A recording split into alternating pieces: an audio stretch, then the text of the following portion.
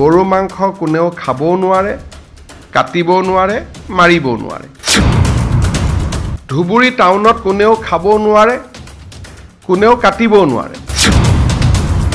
ঈদ আদিৰ দৰে অনুষ্ঠান হ'লেও যাতে কোনো কুৰবানী হ'ব নোৱাৰে।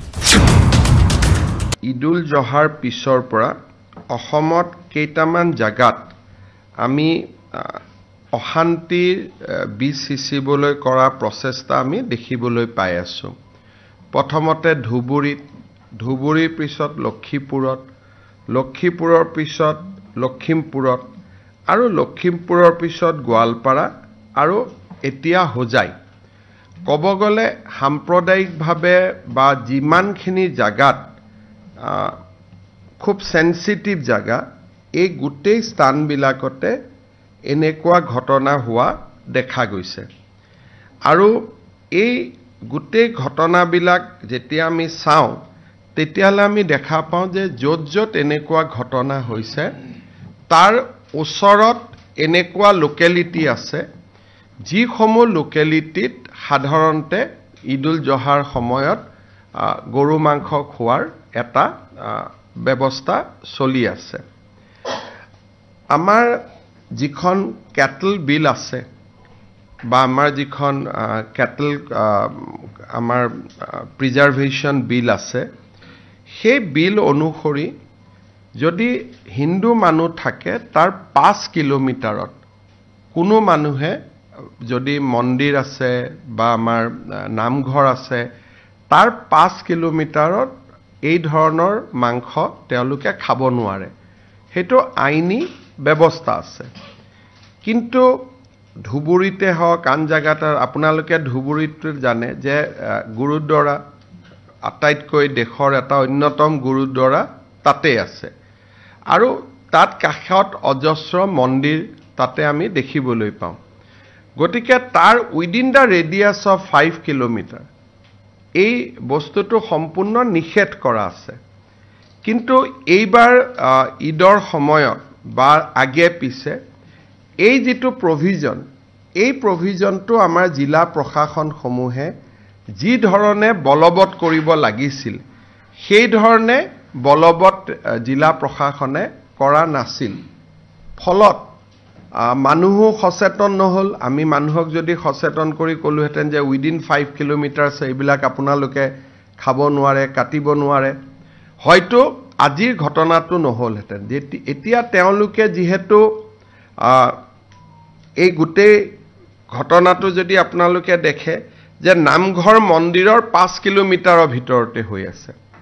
গতিকে আমি জিলা প্ৰশাসনক নিৰ্দেশ দিছোঁ যে আমাৰ কেটল প্ৰিজাৰ্ভেশ্যন আইনৰ যিটো এটা গুৰুত্বপূৰ্ণ দফা আছিল যে মন্দিৰ নামঘৰৰ 5 কিলোমিটাৰৰ ভিতৰত গৰু মাংস কোনেও খাবও নোৱাৰে, কাটিবও নোৱাৰে, মাৰিবও নোৱাৰে।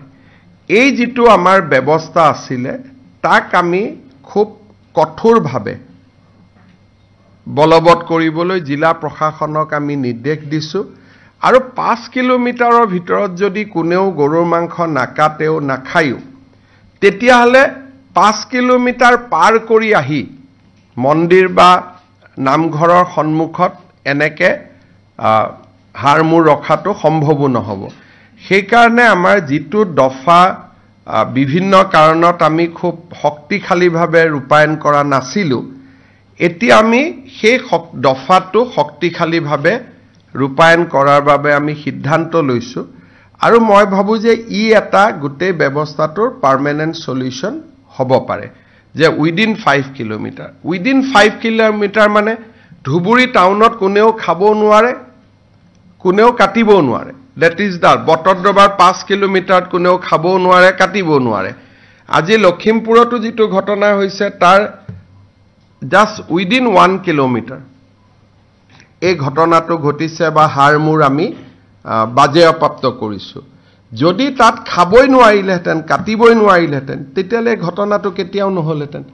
সেইকাৰণে এইবাৰ আমি জিলা প্ৰশাসনসমূহক এখন আমি গোটেই SOP এখন বনাই আমি তেওঁলোকলৈকে পঠিয়াম যাতে উইদিন 5 কিলোমিটাৰ ভৱিষ্যতে ঈদ আদিৰ দৰে অনুষ্ঠান হলেও যাতে কোনো কুৰবানী হ'ব নোৱাৰে 5 kilometre from a temple 5 kilometre from a namghar 5 kilometre from any religious institution আৰু গভৰ্ণমেণ্টে ইয়াক কঠোৰভাৱে বলবৎ কৰিব যে তুমি কুৰবানী কৰিব লাগে ধৰ্মমতে আন বিভিন্ন জন্তু কৰিব পাৰি সেইটো কৰিবা কিন্তু এই বিশেষ জন্তুটো বা বিশেষ প্ৰাণীটো উইদিন 5 কিলোমিটাৰ ৰেঞ্জত যাতে কোনেও কৰিব নোৱাৰে আৰু যদি সেইটো আমি সকলো মানুহে যদি তাক মনৰ পৰা পালন কৰো হিন্দু মুছলমান সকলোৱে তেতিয়ালে মই ভাবো যে এনেকুৱা ঘটনা ঘটিব নোৱাৰে